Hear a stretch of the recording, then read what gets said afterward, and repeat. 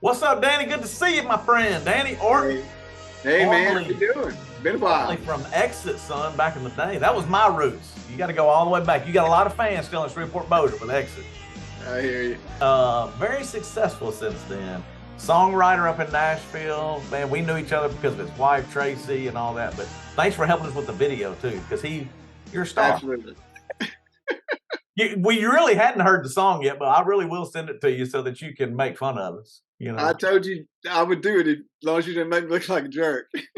You're not, yeah, and you definitely didn't look like a jerk. You were actually nicer. We got pretty tickled on our end because it really did freeze. It really did freeze, huh?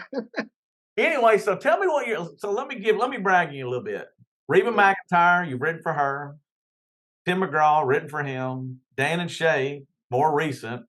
Emerson Drive, was that a #2 song, Emerson Drive? Yep, yeah. Rascal Flatts, Billy Ray Cyrus, Chicago. Mm-hmm. Tell us about the people want to know really about the songwriting side of things because we had fun with it, wrote this song for Christmas, but it's not easy. This is a difficult thing. But give us a little bit on all of that, wherever you want to go. Oh gosh. I just feel lucky. I told Tracy, we've been here since '94. I was on the fire department down there. And then I had 6 months left. I would have been vested, like I could be drawing retirement right now. And because we were so smart, we moved up, with no jobs. But it was a God thing because a month after that, I was at the right place at the right time. And I got signed to Universal, ended up being there for 16 years. And then I've been at BMG and Warner Brothers, different buzz. So For somebody that don't know though, when you sign like with Universal, how does it work? How does songwriting work? They can put you in the right rooms, like the right artists and stuff, create possible opportunities for you. Artists like cutting the stuff they write, so if you can get in the room with them, that's good. Universal was great about that, so I got to write with people I never would have got to write. And then they cut you basically a stipend or a check, and then if you have a song, yeah, you get like a draw. They call it a draw. You get a monthly draw, and then it's like a balance against your future earnings, like your future royalties. How long did it take you to get to the black? How much was your first song? I don't remember. Like I know that Rascal Flatts when I had Stand. Shake it off, then you stand.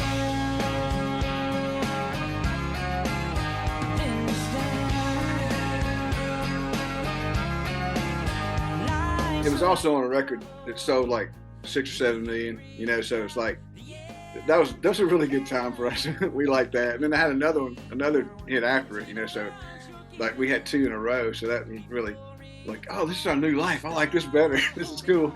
But it was we've had ups and downs, like I've told you before. It's like a feast or famine kind of thing where if you're having hits on the radio, it's great. And if you're not, it's scary. I've told Tracy, I can't believe that since '94 that I've gotten to make a living, and sometimes a really good living, like just making stuff up, just writing. So, Well, you're a good writer, man. You don't have that many people pick your songs, work with you because you're average. You're at the top of the top, man. There ain't no. Nice You can say what you want to say, but that's a fact. I get lucky sometimes. Well, when you say you get lucky, the truth is your talent has let other people recognize that. One of my favorite guys, and I know you've worked with him, he was in Christian music when we were in Nashville for our little brief stint, and that's Dan Huff. You've worked with Dan Huff. Oh my gosh, yeah. And Dan is phenomenal. He's a great guy. He's a great phenomenal guy. But their practice room, giant. When he had the 80s band, it was next to our practice room. So Jeff Moore, all of the Forefront guys. And so we were always buttoned up next to them. But we opened up when they came out, we opened up with I'm a Believer. Remember that song? Great.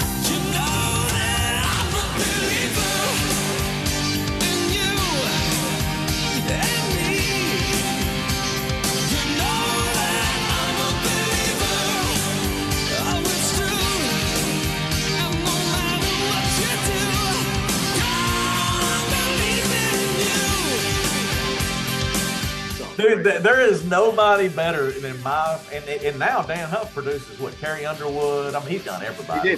He did Flats. That's how I know him. I think he's done just about everybody too. But you're in it. I mean, that's what's so crazy. I mean, give me one of your favorites. Stand. But what Tim McGraw? What was his? Wasn't it Angel Boy? Angel Boy. Yeah, I knew. I was doing these gigs I remember when Hannah, our oldest, she was small, like 2 or 3. For a year, I went down to Hawks Breast Saloon in Key West. I would drive down. I'd drive to Orlando the first night, then I'd make it down to Key West, and the following night I'd start playing. I'd do 10 shows. I did 5:30 to 9 show. And so I did that, and then I'd drive back. I stayed in Valdosta, Georgia on the way back. But I'm on the way back, you know, Key West is like nuts. Like you can see anything and everything there. And oh, yeah. It's wild. And so I remember thinking on the way home, I was like, what if somebody strayed so far away from God that they thought God said, you know what, man, I've blessed you and all that stuff, that I'm washing my hands of it because you don't care. You know, and that's how I wrote that song. I've held the hand of the devil, felt his breath on my skin. Dip me into the water, wash me again. Can I still be forgiven for all of these things? Or have I gone too far now? Have I lost my wings? And I just wrote it with a handheld recorder, and then learned how to play it when I got home. You know, that's how I write 100%ers. I write them all in my head. Like, so you hear the melody. I hear everything. Like I can hear the snare sound. I know what it's going to sound like when I'm writing. I don't use an instrument when I write 100%. It's just all in my head, and I don't know how to play them until I sit down in my rig to start cutting. That's crazy, Dan. I didn't know that. Yeah, I know it's weird, but that's how I do 100%ers. It's odd. So then explain for the person that don't know, 100%ers, when you write it 100%, if you co-write with someone, you can if me and you wrote one, that's just 2-way. Yeah. And it can go up to a 4-way though. You can split it 3 or 4 ways. There's sometimes in pop, there's like 8 people on a song sometimes. Wow. Because you got producers taking a portion and all that kind of stuff, and they're listed as a writer. All right, so tell me about the Reba song. She ended up calling me and thanking me for the song. That's cool, man. She was very sweet. She was really sweet. So what was the title of that one for the people out there listening? You're Gonna Be. Someone's everything you're gonna see. Just what you are to me. You're gonna fly with every dream you chase. We just have to believe things work out like they should. Life has no guarantees, but always loved by me. You're gonna be always loved. I'm kind of goofy after I write, like, Right. because I've just been focused, I guess. I don't know. And I'm kind of weird after for a little bit, for an hour or two. I'm kind of, for a little, you know, when I get through writing. It's weird, but I love it. So then Dan and Shay was a recent big one. I mean, that's been within the last. I cut their first record in our basement. It's not at this house. It's another house. Yeah. And, they basically lived with us for over a year. You know, they stayed at our house mainly. You know, they stayed at our house most of the time. We fed them every night, and the friends. Well, that's because you and Tracy are good people, man. Y'all know what's going on. That's a Freeport firefighter, and you know how to do a big meal for everybody. We had a pool at that house, so we had a good time. It was fun. I grilled a lot. I like to grill. Hey, don't we all? Ain't nothing wrong with that. But all right, you got all of this in the past, super successful, all that mailbox money back in the day. And then it went down to where it's the struggling side of songwriting, because it's not easy. Yeah, we've had both, definitely.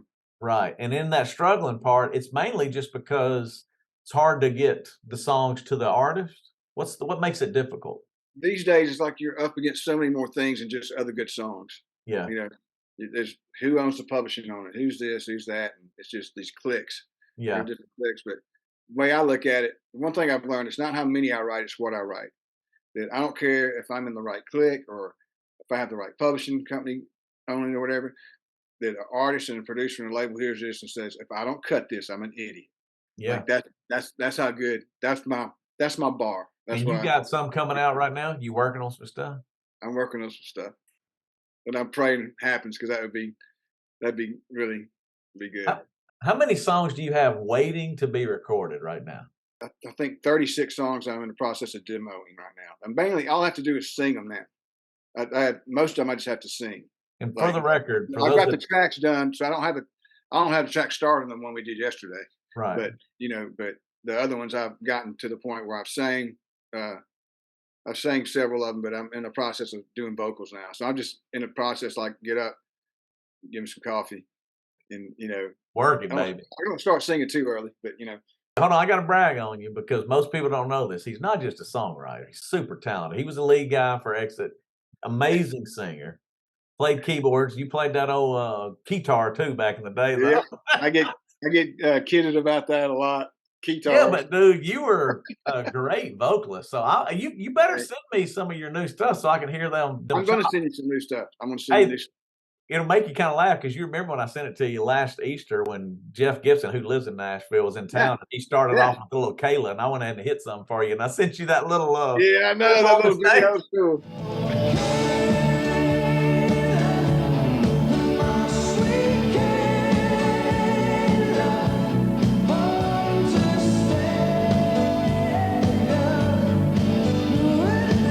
We still remember, son. That's what we grew up with.